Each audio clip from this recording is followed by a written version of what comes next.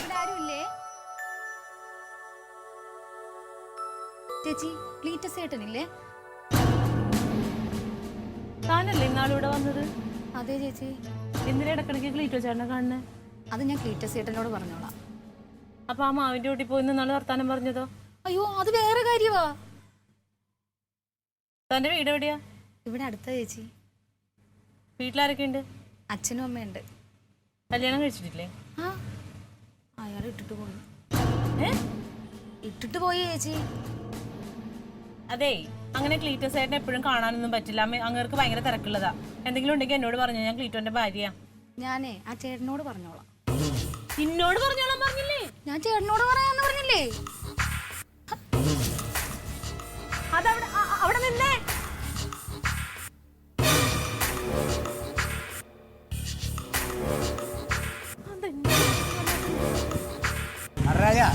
നമ്മൾ ഈ സമരം വിളിച്ച് ചുമ്മാ സെക്രട്ടേറിയറ്റ് കടയിൽ പോയി അടിയൊക്കെ കൊണ്ടുകൊണ്ട് നമ്മൾ ആൾക്കാരുടെ ഇടയിൽ ഒരു ഇമേജ് ഉണ്ടാക്കാൻ പറ്റില്ല.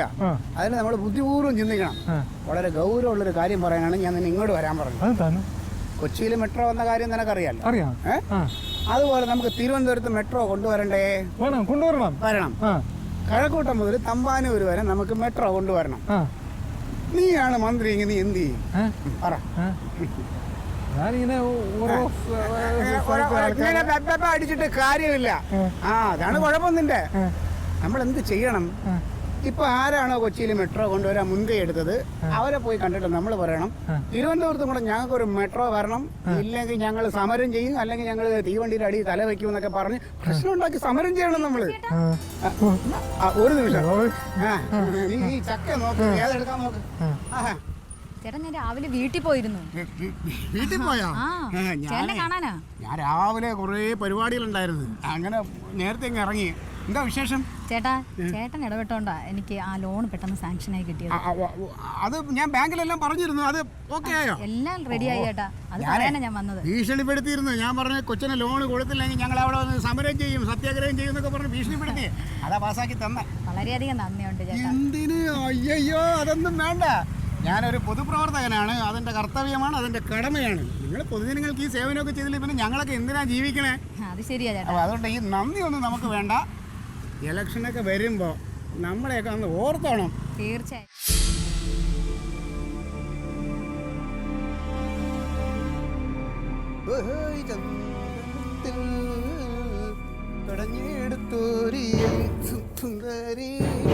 ശില്പം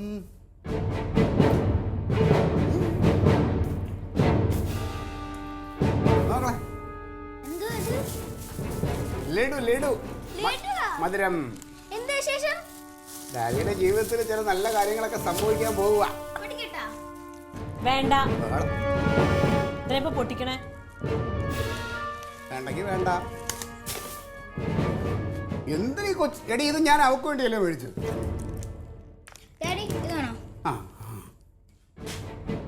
അതെ ഓക്കെ, കുഴപ്പമില്ല, അത് നാളെ പൊട്ടിക്കാം. മധുരം കഴിക്കണം, അതാണ് നമ്മുടെ ജീവിതത്തിൽ നല്ല സംഭവം. പരസ്യം കണ്ടിട്ടില്ലേ? മധുരം കഴിക്കൂ. അതെന്തോ ആയിക്കോട്ടെ. എന്തായിരുന്നു കാര്യപരിപാടികളൊക്കെ? രാവിലെ ഇറങ്ങി പോയതാ? പരിപാടി എന്താണ്, പാർട്ടി ഓഫീസിൽ പോയി. അത് ചെറിയൊരു കമ്മിറ്റി ഉണ്ടായിരുന്നു. അത് കഴിഞ്ഞ് നമ്മുടെ സൊസൈറ്റിയുടെ ഇലക്ഷൻ വരാൻ പോണേ, അപ്പോൾ അതിനെ കുറച്ച് പോസ്റ്റർ ഒട്ടിക്കണ്ടായിരുന്നു. പിന്നെ ആരെയും കാണാനൊന്നും പോയില്ലേ? MLA കാണാൻ പോകണ്ടായിരുന്നു, പക്ഷേ MLA സ്ഥലത്തില്ല. അതിനിടയ്ക്ക് MLA വേറെ എങ്ങോട്ടോ പോകണമെന്ന് പറഞ്ഞു. ഒരു തിരക്കിലായി പോയി. ഞാൻ ഫോൺ ചെയ്തിട്ട് എന്താ നിങ്ങൾ എടുക്കാതിരുന്നേ? നീ ഫോൺ ചെയ്തോ? എന്താ? എപ്പോഴോ ഒരു പ്രാവശ്യം ഞാൻ നിന്റെ നമ്പർ ശരിയാ. ഒരു പ്രാവശ്യമല്ല, 3-4 പ്രാവശ്യം ഞാൻ ഫോൺ വിളിച്ച്. ഡാഡി ആരെങ്കിലും വിളിക്കും, നിന്റെ കയ്യിൽ തന്നെ ശരിയാ. വേണ്ട മോനെ, ഡാഡിയുടെ ഫോൺ എടുക്കരുത്, ഒരുപാട് രഹസ്യങ്ങളുള്ളതാ.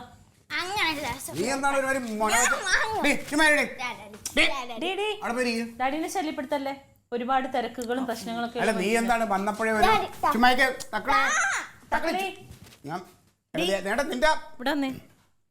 എന്താണ് കുഴപ്പം? എന്താണ് നിനക്ക് പ്രശ്നം? വന്ന ഉടനെ മനുഷ്യന് ചാടി കളിക്കുക, ഒരു ഗ്ലാസ് ചായ തരും, ഒന്നും പോയി റെഡിയോടാ.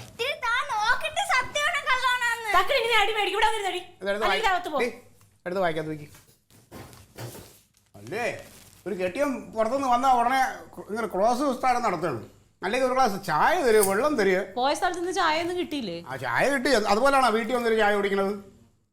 ഓ, ഞാൻ എവിടെയൊക്കെ പോയി എന്ന് പറയണേ. ഞാനൊരു പൊതുപ്രവർത്തകനാണ്. ഞാൻ പല ആവശ്യങ്ങൾക്കും പോകും. ആ കഴിഞ്ഞോ?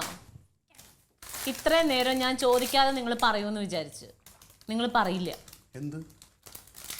ഇന്ന് ആരാ നിങ്ങൾ അന്വേഷിച്ച് വന്ന സ്ത്രീ? നിങ്ങൾ അന്വേഷിച്ച് വന്ന പെണ്ണാരാണ്? എന്നെ അന്വേഷിച്ച് പെണ്ണോ? പെണ്ണെന്ന് കേട്ടിട്ടില്ലേ? നീ തങ്ക എന്തേലും പറയണ്ടേ നേരെ പറയും, വളച്ചു കേട്ടല്ലേ. ഇന്ന് രാവിലെ ഇവിടെ നിങ്ങൾ അന്വേഷിച്ച ഒരു പെണ്ണ് വന്നു. അതാരാന്നൊന്ന് പറഞ്ഞു. അയ്യോ, അപ്പൊ നിനക്കങ്ങ് ചോദിച്ചൂടെ ആരാ എന്താന്നൊക്കെ? അയ്യോ, അവൾ എന്നോട് പറയില്ലല്ലോ. അത് ക്ലീറ്റോ ചേട്ടനോട് മാത്രം പറയേണ്ട കാര്യമാണല്ലോ. അങ്ങനെ പറഞ്ഞോ? ആരാന്നറിയില്ല?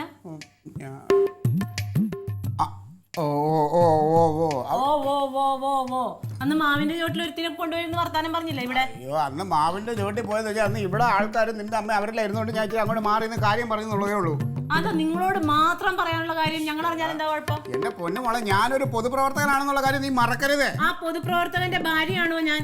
അതാണ്. അപ്പൊ എന്നോടും കൂടി പറഞ്ഞാൽ എന്താ? എടി, അത് ഒന്നുമില്ല. അവക്ക് ഞാൻ സൊസൈറ്റിയിൽ നിന്ന് ഒരു ലോൺ ശരിയാക്കി കൊടുത്തു. അതിന് താങ്ക്സ് പറയാൻ വന്നതാ. അതല്ലേ ക്ലീറ്റോ, 11 വർഷമായി നമ്മൾ ഒരുമിച്ച് ജീവിക്കാൻ തുടങ്ങിയിട്ട്. ലോൺ പോയിട്ട് ഒരു 5 രൂപ കടം മേടിച്ചു തരാൻ നിങ്ങളെ കൊണ്ടായിട്ടില്ല. അപ്പൊ എവിടുന്നോ കിടക്കുന്ന ഒരു പെണ്ണിന് വേണ്ടിട്ട് നിങ്ങൾ ലോൺ കൊടുത്തു എന്ന് പറഞ്ഞാല് ഇതിപ്പോ എന്റെ തങ്ക, അത് നമ്മുടെ പാർട്ടിയിലെ ഒരു മെമ്പർ ഉണ്ട്. ആ മെമ്പർ എന്റെ അടുത്ത് നിർബന്ധിച്ചപ്പോ ഞാൻ നമ്മുടെ പാർട്ടി പ്രസിഡന്റിനോട് പറഞ്ഞപ്പോ അങ്ങനെ മനസ്സിലായി. അപ്പൊ അവൾ ആരാന്ന് പറയാൻ നിങ്ങൾക്ക് ഉദ്ദേശമില്ല? തങ്ക, എനിക്ക് അറിഞ്ഞൂടാ. ഞാനൊരു പൊതുപ്രവർത്തകനാണ്. എന്നെ കാണാൻ പലരും മുന്നൊക്കെ ഇരിക്കും. പക്ഷെ അവക്ക് കൃത്യമായിട്ട് ക്ലീറ്റോ ചേട്ടൻ അറിയാം. അതിപ്പോ വെളിച്ചപ്പാടിനെ എല്ലാവർക്കും അറിയായിരിക്കും. വെളിച്ചപ്പാടിന് ഈ കാണുന്ന ആൾക്കാരെയൊക്കെ അറിയണമെന്നുണ്ടോ? അറിയണമെന്നില്ല. പക്ഷേ ഞാൻ കണ്ടുപിടിച്ചോളാം കേട്ടോ അവൾ ആരാന്ന്. അതെങ്ങാനും അറിഞ്ഞു കഴിഞ്ഞ് ഇവിടെ കിടന്ന് ബബ്ബ പറഞ്ഞിട്ടുണ്ടെങ്കിൽ തങ്ക ആരാന്ന് നിങ്ങൾ അറിയും. കളിക്കണേ.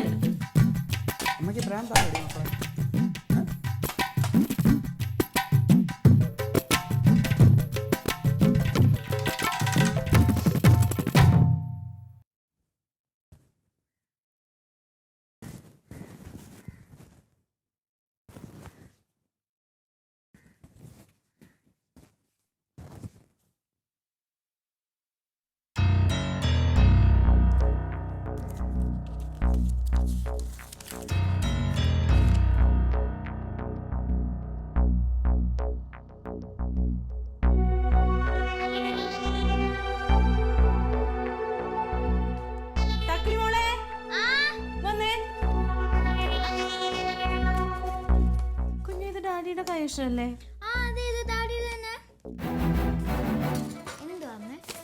ഒന്നുമില്ല ഒന്നുമില്ലെന്ന് പറഞ്ഞില്ലേ?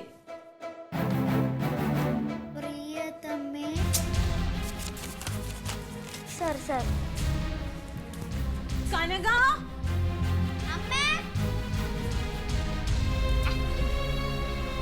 പ്രിയതമേ, എനിക്കെല്ലാം നീയാണ്. എൻ്റെ സ്നേഹം പറഞ്ഞറിയിക്കാനാവില്ല.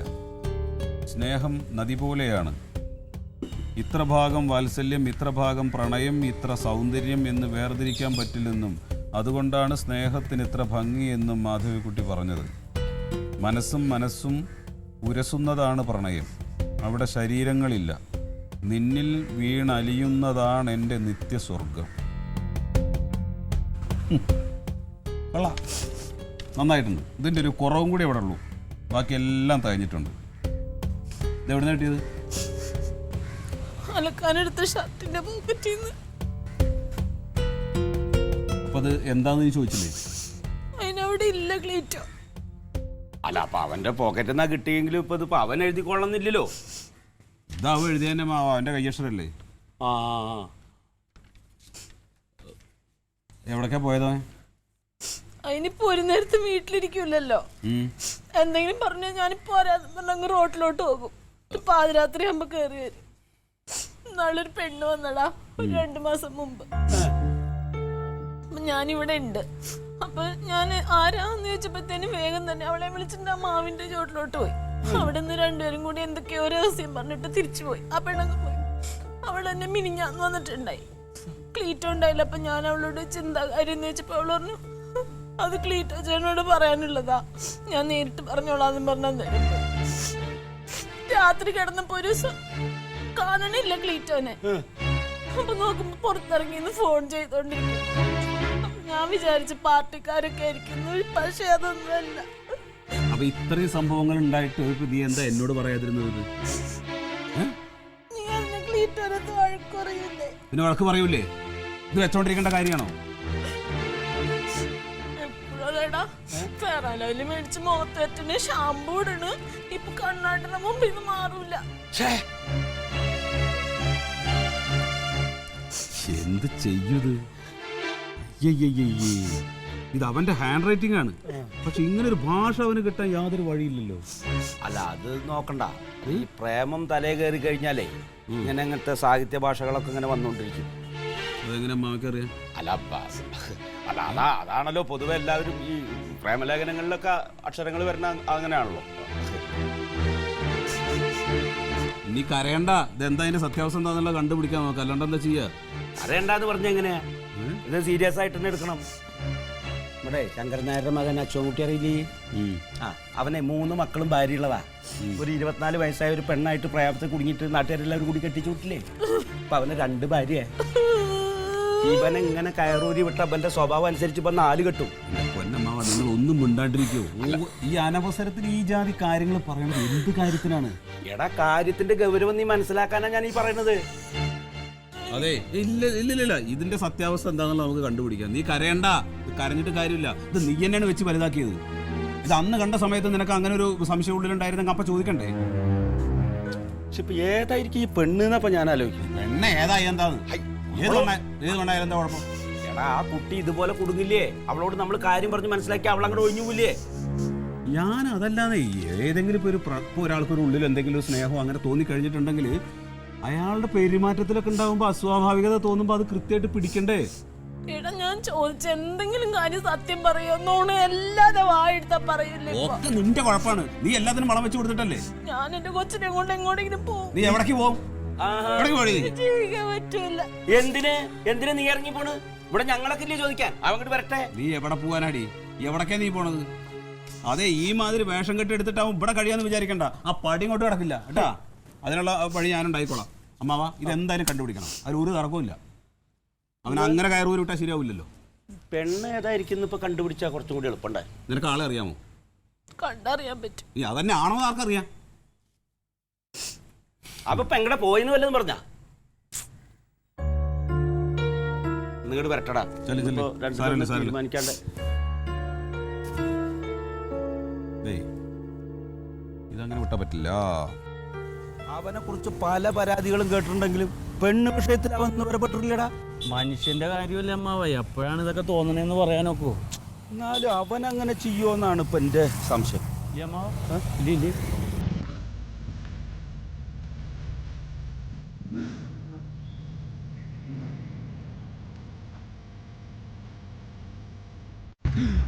ഏതാ പെണ്ണ്? ചിലപ്പോ ലവ് ലെറ്റർ തന്നെ ആയിരിക്കും ചോദിക്കാം.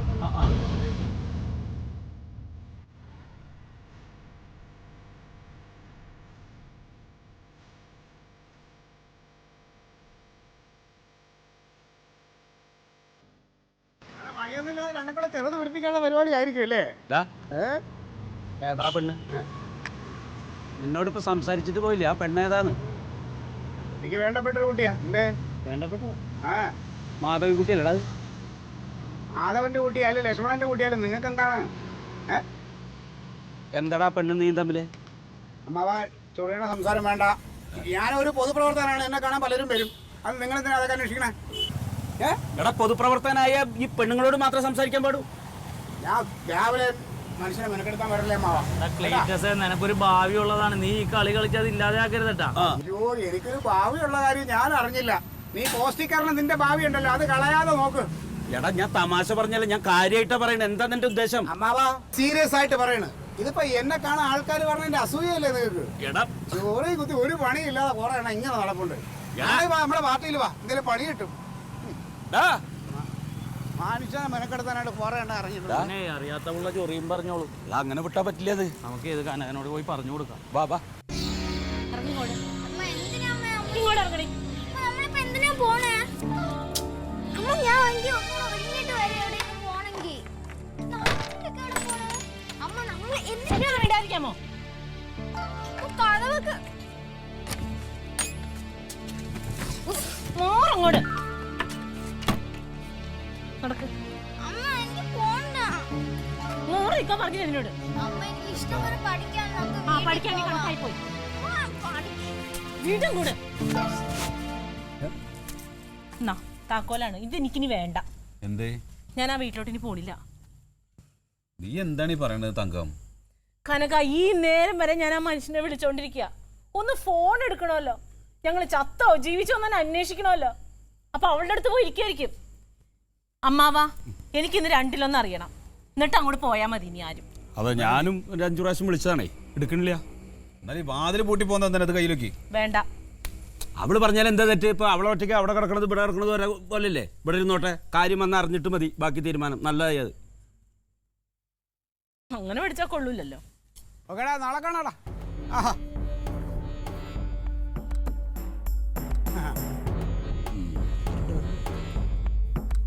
എല്ലാരും ഉണ്ടല്ലോ.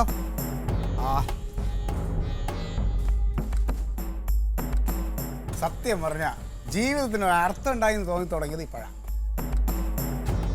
ഇന്ന് ഭയങ്കര പരിപാടികളല്ലായിരുന്ന പഞ്ചായത്തിൽ മുഴുവനും ശുചീകരണവും കൊതു നിവാരണവും ഒക്കെ ആയിട്ട് ഫുൾ തിരക്കായിരുന്നു. ചില്ലറ കൊതുവാണ്, എല്ലാവർക്കും പനിയല്ലേ. ഓ, ആശുപത്രിയൊക്കെ നിറഞ്ഞു കേട്ടോ. ഇതെന്ത് പറ്റി? ഇവള് നിന്റെ ആരാ? ആ, അത് നന്നായി. നല്ല ചോദ്യവിടെയാ. നീ ചിരിക്കല്ലേ, നീ ചോദിച്ചതിന് സമാനം പറഞ്ഞാൽ മതി. ഇവള് നിന്നെ എത്ര പ്രാവശ്യം വിളിച്ചോടാ? എത്ര പ്രാവശ്യം വിളിച്ചു? നീ എത്ര പ്രാവശ്യം വിളിച്ചടി? 10-20 പ്രാവശ്യം കുറയാതെ വിളിച്ചിട്ടുണ്ട് ഞാൻ ഈ മനുഷ്യനെ. 20 പ്രാവശ്യം? ആ, ഇത് സാധനം ഓഫായി. ഫോണ് രാവിലെ മുതൽ ഓഫ് ഒന്നും അല്ലല്ലോ. എന്റെ അളിയാ, ഉച്ച വരെ ഞങ്ങൾ ശുചീകരണം പരിപാടിയായിട്ട്. ശുചീകരണം ഒന്നും എനിക്കറിയണ്ട. അളിയാ പറയുന്നൊന്നും ഒന്നും അറിയണ്ടെന്ന്. പ്രാവശ്യം നിന്നെ വിളിച്ചു കഴിഞ്ഞാൽ നീ ഒരു പ്രാവശ്യം തിരിച്ചു വിളിക്കണ വേണ്ടയോ? എന്റെ അളിയോ പറയട്ടെ, എനിക്കൊരു അവസരം തരുമോ നിങ്ങൾ പറയാൻ? ഞങ്ങൾ ഈ ശുചീകരണ പരിപാടിയായിട്ട് നിന്നപ്പോൾ എനിക്ക് നേരിട്ടിങ്ങനെയുള്ള കൊച്ചപ്പച്ചൻ്റെ ഫോൺ വന്നു. അയാളുടെ മോൻ്റെ മോള് സ്കൂട്ടറിൽ നിന്ന് വീടും തലയെല്ലാം മുറിഞ്ഞ് ഹോസ്പിറ്റലാണ്, ICUലാണ്. അവിടെ പോയി ബ്ലഡെല്ലാം ഒപ്പിച്ച് കൊടുത്ത് ഹോസ്പിറ്റലിൽ കയറിയ സമയം ഞാൻ സൈലൻ്റ് ആക്കി. അപ്പോഴായിരിക്കും ഇവള് വിളിച്ചേ. ഹോസ്പിറ്റലിൽ നിങ്ങൾ ആ തിരക്കിൻ്റെ ഇടയിൽ ഞാൻ എങ്ങനെ ഫോൺ എടുക്കും? ഇതിന്റെ ഇടയ്ക്ക് നിങ്ങൾ ഫോൺ നോക്കിയില്ല. എന്റെ ഫോൺ തങ്കം പറയുന്നു കേക്ക്. ഞാൻ വിളിച്ചില്ല 5 പ്രാവശ്യം. അമ്മാവ അത് സൈലന്റ് ആക്കിയിരുന്നപ്പോ ആയിരിക്കും ഇത് ഈ ചാർജിൽ ഇത് ഓഫായി പോയി. അതെ, നിന്റെ ഉരുണ്ട് കളി ഒന്നും എനിക്ക് അറിയണ്ട. എനിക്ക് ചില കാര്യങ്ങൾ ഇന്ന് അറിയണം. അതിന് തീരുമാനം ഉണ്ടാക്കിയിട്ട് ഇന്ന് ഇവിടുന്ന് പോയാൽ മതി. ഞാൻ വേറെ എന്ത് സഹിക്കും. അവളെ കരയിപ്പിക്കാൻ നീ മെനക്കെടരുത്. അത് ഞാൻ സഹിക്കില്ല. അല്ല, ഇവളിപ്പോ എന്തിനാണ് ഇവിടെ ഒരു കാര്യമില്ലാതെ കരയണേ? ഞാൻ കാലത്ത് പോയപ്പോൾ ഒരു കുഴപ്പമില്ലായിരുന്നല്ലോ. ചോദിക്കട്ടെ, എന്താ കാര്യം? എന്താ നിന്റെ പ്രശ്നം? ചോദിക്കേ. എന്താ തങ്കം? 2 ദിവസം മുമ്പ് ഞാൻ നിങ്ങളോട് വേറൊരു കാര്യം ചോദിച്ചായിരുന്നു. അതിന്റെ മറുപടി ഈ നേരം വരെയായിട്ട് എനിക്ക് കിട്ടിയിട്ടില്ല. എന്റെ കർത്താവേ, ഞാൻ ദിവസം രാവിലെ ഇറങ്ങുമ്പോൾ നീ പല പല ചോദ്യങ്ങൾ ചോദിക്കാറുണ്ടല്ലോ. ഇതൊന്നും എനിക്ക് ഓർമ്മിച്ച് വെക്കാനൊന്നും പറ്റില്ല. എന്താ നിന്റെ പ്രശ്നം? എന്താ ചോദ്യം? നീ പറ, എന്താ കാര്യം? നിങ്ങൾക്ക് ഈ നാട്ടിലുള്ള ഏതൊക്കെ പെണ്ണുങ്ങൾ അറിയാം? എന്റെ പാട്ടിലുള്ള ഏതാണ്ട് എല്ലാ പെണ്ണുങ്ങളെയും എനിക്കറിയാം. അതിനകത്ത് ആരൊക്കെ നിങ്ങളെ വീട്ടിൽ അന്വേഷിച്ചു വരും? വീട്ടിൽ നിങ്ങൾ ആരൊക്കെ അന്വേഷിച്ചു വരും? തങ്കം, നീ തങ്കം കുങ്കത്തൊന്നും വിളിക്കണ്ട. നീ അവളെ ചോദിച്ചതിന് സമാധാനം പറഞ്ഞു കൊടുക്കുക ആദ്യം. നിന്റെ മനസ്സിൽ എന്തെങ്കിലും വെച്ചിട്ട് എന്റെ അടുത്ത് സംസാരിക്കണം. എന്തെങ്കിലും ചോദിക്കണമെങ്കിൽ നേരിട്ട് ചോദിക്കും. ആ, മനസ്സിലൊന്ന് പ്രവൃത്തി വേറൊന്നുള്ളത് എന്റെ ഒന്നും അല്ല. കനക, എനിക്കിനി ഒരു ഭർത്താവിന്റെ ആവശ്യമില്ല. എനിക്കൊരു കുഞ്ഞുണ്ട്, ഒരു കൈത്തൊഴിൽ അറിയാം. ഞങ്ങൾ എങ്ങനെയെങ്കിലും ജീവിക്കും. നിങ്ങൾ ആരും ഞാൻ ബുദ്ധിമുട്ടിക്കൂല. എനിക്കിതിങ്ങനെ മുമ്പോട്ട് പോകാൻ ബുദ്ധിമുട്ടുണ്ട്. ഇവളുടെ സംസാരം കേട്ടാ ഞാൻ ആരെയോ കല്യാണം കഴിച്ച് ഇവിടെ കൊണ്ട് വന്ന പോലെ അല്ലേ നീ പറയുന്നത്? ആ, നീ ഇങ്ങനെ പോയ കല്യാണം കഴിക്കടാ. നിന്റെ കുട്ടീനെങ്ങാനും കണ്ണീര് കുടിപ്പിച്ചാണല്ലോ. അഴകേശനാ പറയണേ, നീ 2 കാലിലും നടക്കില്ല. അവ വെറുതെ കുടുംബം കലക്കാനുള്ള ശ്രമം നടത്തരുത് കേട്ടല്ലോ. എന്നാണ് ചോദിക്കണി? എന്താണ് നിങ്ങൾക്കൊക്കെ പറ്റിയത്? പറഞ്ഞു കൊടുക്ക്. എന്തായാലും ഭ്രാന്തണ്ട. ഏതാ വന്ന ആളാരാന്നൊക്കെ ചോദിക്കും. അവൻ തന്നെ പറയട്ടെ. ഇന്നാള് വീട്ടിൽ വന്ന പെണ്ണുമായിട്ട് നിങ്ങൾക്ക് എന്താ ബന്ധം? ഏത് പെണ്ണ്? നിങ്ങൾ ഒരുത്തിക്ക് ലോൺ ശരിയാക്കി കൊടുത്തില്ലേ അവളുമായിട്ട്? എടീ, ഞാനൊരു പൊതുപ്രവർത്തകനാണ്. എന്നെ അന്വേഷിച്ച ആണും പെണ്ണും അങ്ങനെ പലരും വരും. അവർക്ക് പല കാര്യങ്ങളും ഞാൻ ചെയ്തു കൊടുക്കും. അതിലൊന്നും ചോദ്യം ചെയ്യാൻ ആരും നിൽക്കണ്ട. ചോദ്യം ചെയ്യാൻ എന്റെ എടുക്കടാ. അതെന്തി പിടിക്കേ. അത് വാങ്ങി വായിക്കും. ഒരാവശ്യം പറഞ്ഞു വരുന്ന പെണ്ണുങ്ങൾക്ക് കൊടുക്കണം. വായിക്കും.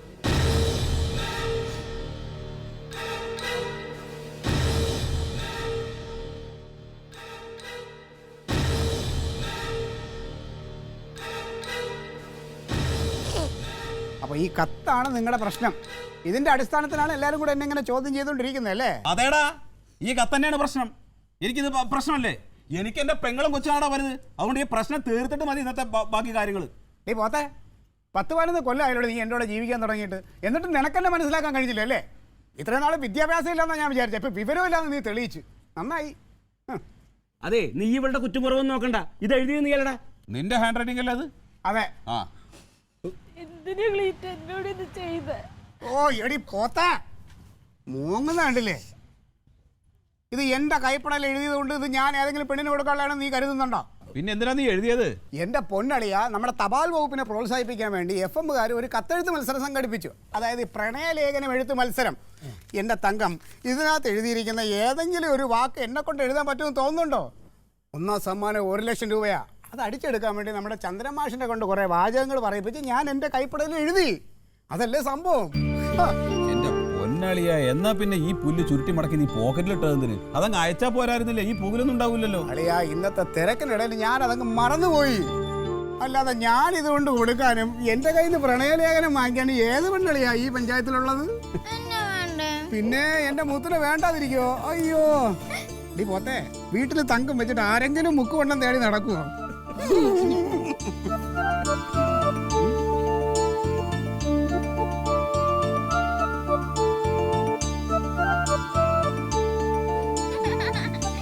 ടാറ്റാ.